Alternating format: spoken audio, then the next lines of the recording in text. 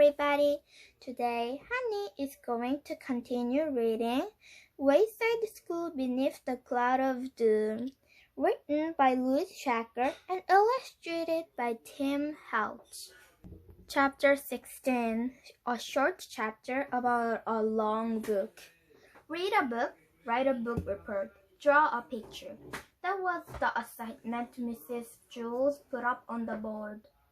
Don't worry, you haven't already read this chapter. Mrs. Jules assigned lots of book reports. For some reason, she thought reading was important. Whenever Jason looked at the board, he got a heavy feeling in the pit of his stomach. Almost as heavy as the 999-page book he lugged around in his backpack. It was like his own cloud of doom when he took whenever he went. He didn't know how he'd ever read it. His book report was already 3 weeks late. One time his bookmark fell out. It took him 20 minutes just to find his place. He was very disappointed to discover he was only on page 6. "Jason, is your book report ready yet?" Mrs. Jules asked him each day as he walked into class. "Sorry, Mrs. Jules," he told her. "It's really long book." He always answered the same way, though the number of really varied.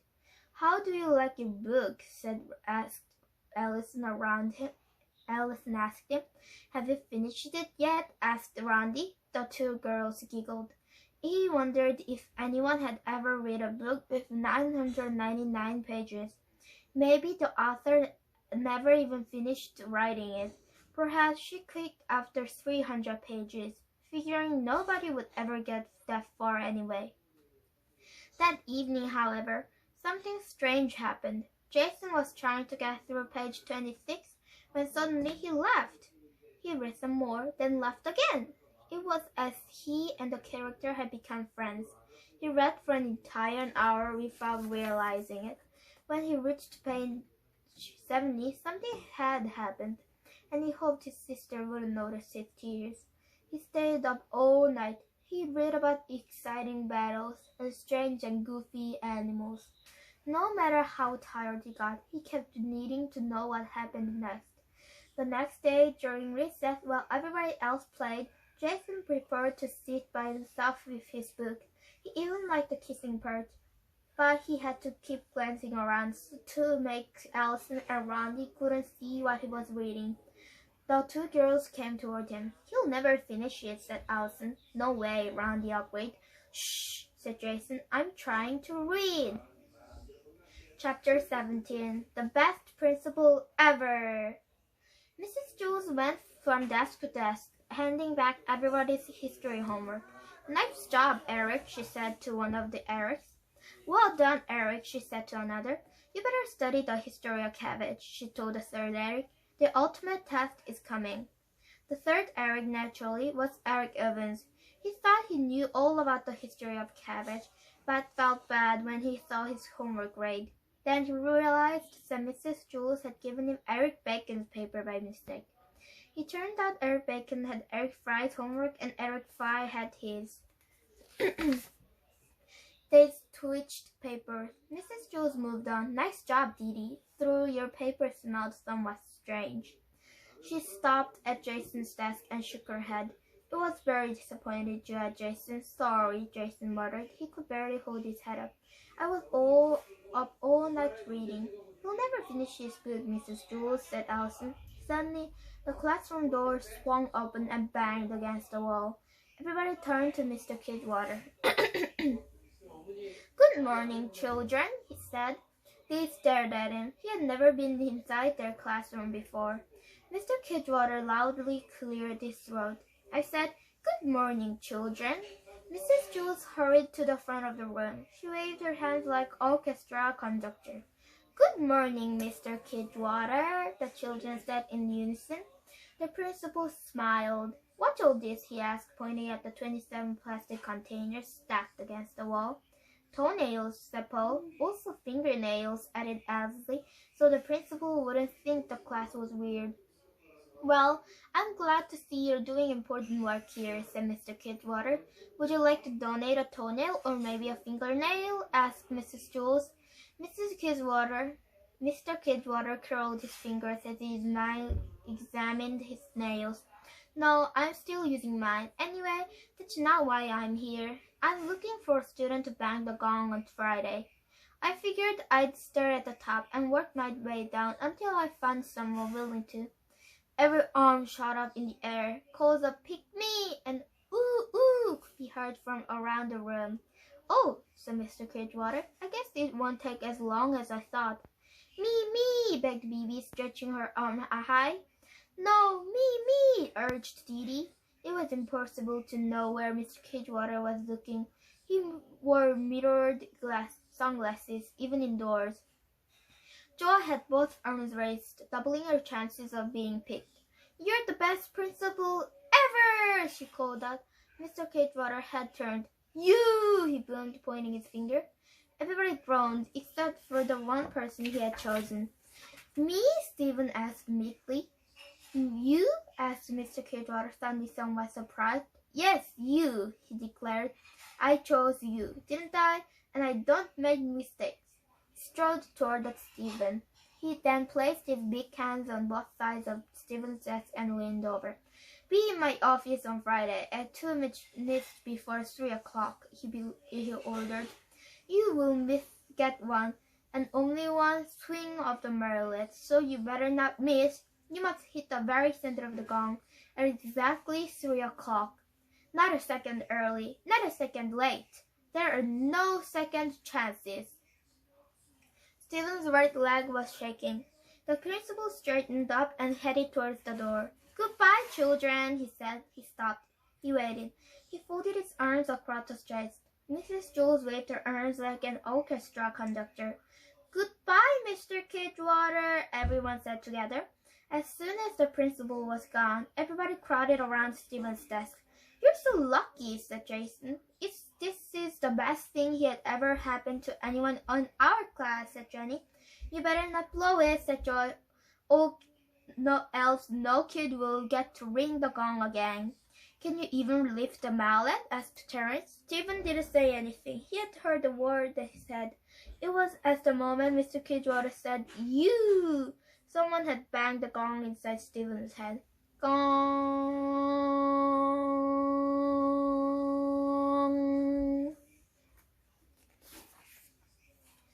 Chapter 18. The Mirror.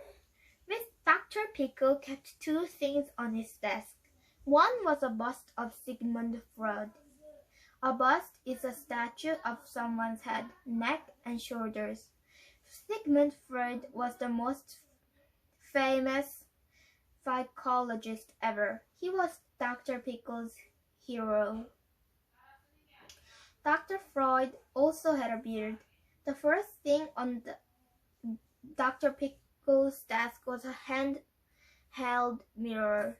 Dr. Pickle checked his beard at least 5 days per day to make sure it was trimmed just right. Now, however, that was the least of his worries. He looked at his face in the mirror. His cheek was puffed out. His tongue was sticking out. One eye was closed. One eyebrow was raised. He looked like a big doofus. He gently swung his pickle stone between his face and the mirror. I am getting sleepy," he said to himself. "By the count of 5, I will fall asleep. 1, 2, thrubble-dub." His head plopped down on his desk. This would normally be the time when Dr. Pickle would tell his patient what she is supposed to do when she woke up. But he was his own patient, and both patient and doctor were sleeping. Sometimes later a car horn blared. It sounded like there was an angry driver right behind him. Dr. Pickle woke up. He had no idea how long he'd been sleeping. It took him a moment to remember who he was, where he was, and why he had tried to hypnotize himself. He picked up the mirror and checked his face. No change. "Now, what am I going to do?" he asked. That was strange. He thought his mouth moved when he spoke, but the mouth in the mirror didn't move. He brought a hand to his eyes. He could see his hand touching the face on the mirror too. The cheek in the mirror was still all puffed out, but his own cheek felt soft and flat. He moved his tongue around inside his mouth, even though the tongue in the mirror was sticking out at him. He set the mirror on the desk. "This is very interesting," he said aloud. Clearly, the face shifts to whoever stares at it, he realized. He turned the mirror over, face down. He didn't read about this in any psychiatry school books. He slowly raised the mirror, caught a glimpse of the hypnotized face that was still there, then quickly lowered it back down on the desk.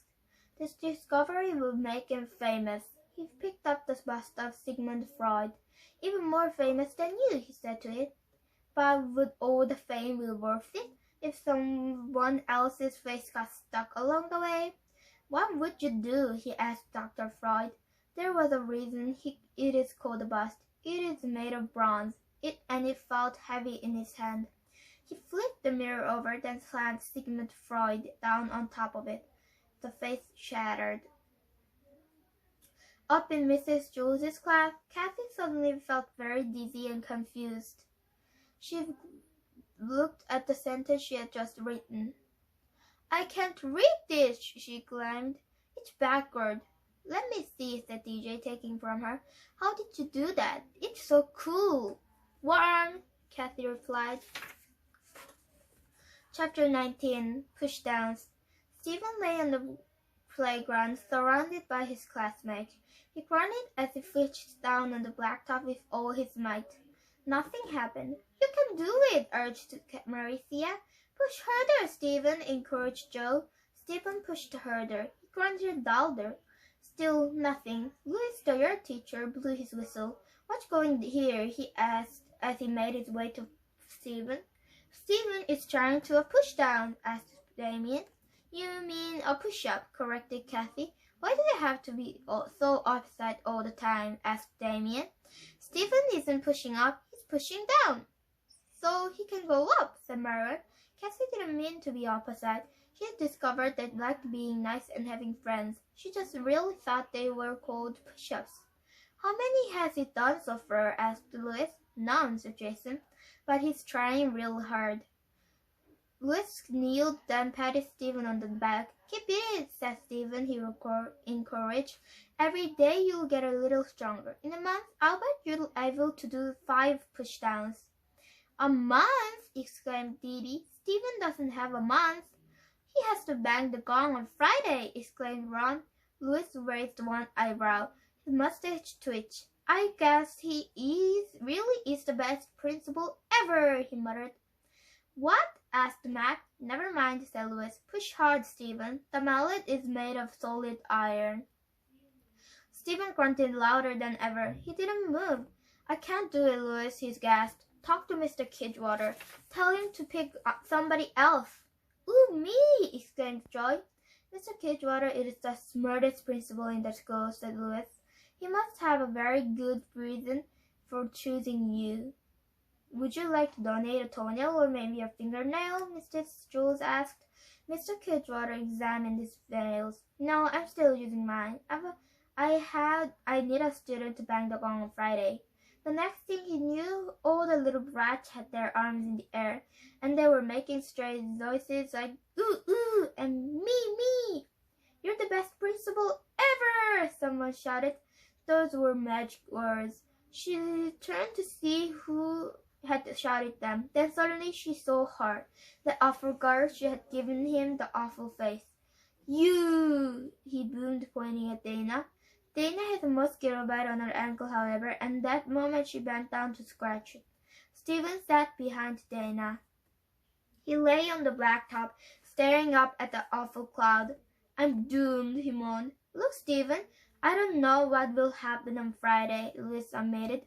"I don't know if you'll hit the gong or drop the mallet on your toe. But I know this. You have to try, or else you'll regret it every day for the rest of your life. And whenever you hear a gong, your heart will fill with a terrible sadness." "You really don't hear gongs all that often," Myron pointed out. "I mean, except here." Even if you have $1,000,000 someday, Louis continued, you could buy your own gun and hit it every day, all alone in your great big mansion. But it won't be the same. That is so sad, said Leslie. Paul sniffed back a tear. So what do you say, Stephen? Asked Louis. You want to give it one more try? Stephen wished Louis had mentioned dropping the mallet on his toe. Now that was all he could think about. He sighed, then rolled back over. He pushed as hard as he could. You can do it, Stephen, urged Allison. Push, said Jason. Up, encouraged Kathy. I mean down, I mean up, I mean... Now she was really confused. Stephen rose an inch off the ground, then collapsed. Everybody cheered. One more, urged Louis. Then we'll go to the monkey bars and do some pull-downs. Inside chapter 20, inside a closet. Jason did it. He finished reading all the 999 pages. He was so tired he didn't know how he made it up the stairs to Mrs. Jones's class. He fell asleep somewhere around the fourth floor and woke on the 28th. Did you finish your book yet? Alison asked him when he entered the classroom. She and Rondi giggled. Yep, said Jason. The girl's mouth dropped open. His book report only has to be 1 page, but Jason had written 10 pages.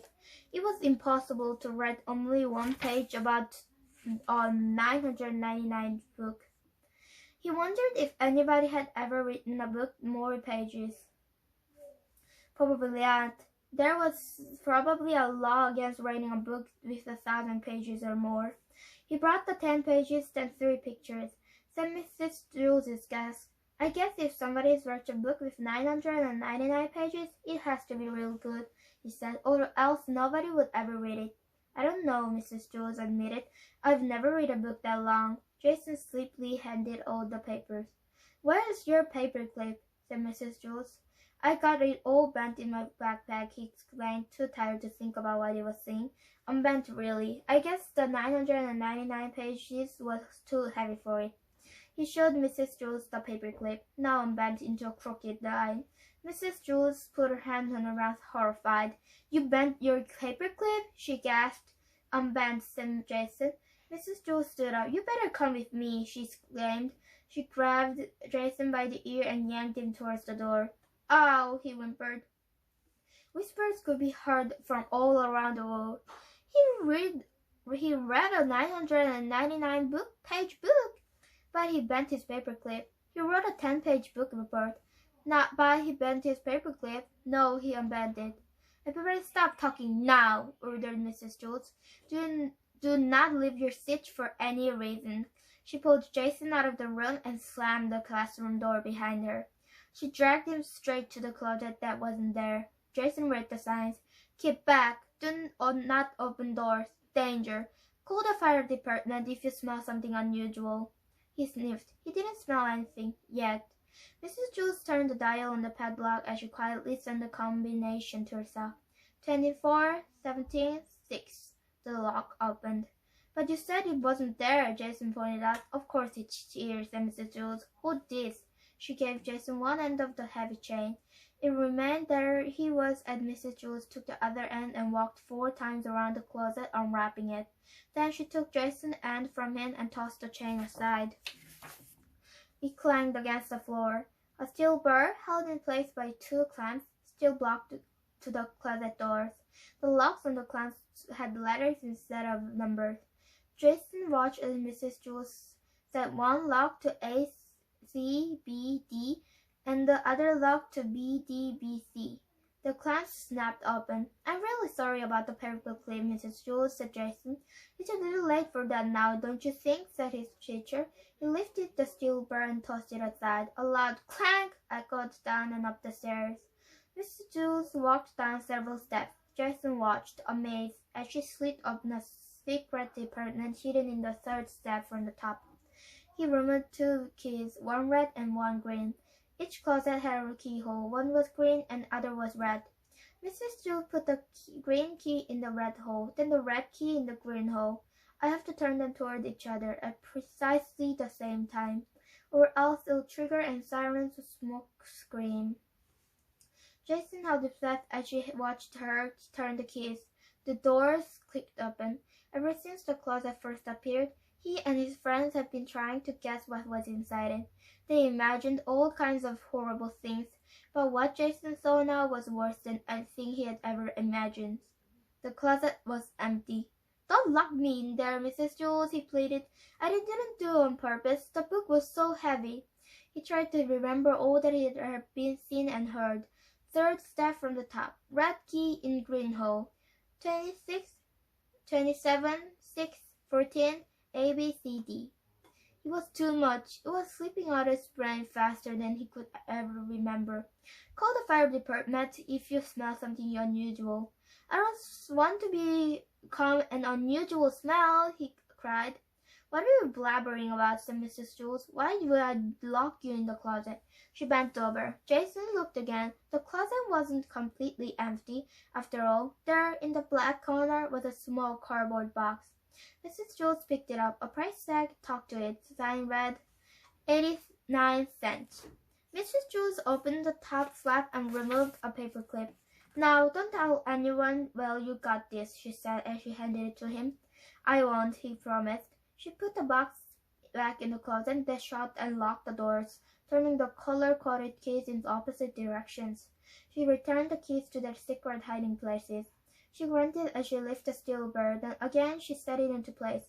She snapped the clamps shut and spun the seals on the locks. Jason picked up one end of the chain and walked 4 times around the closet.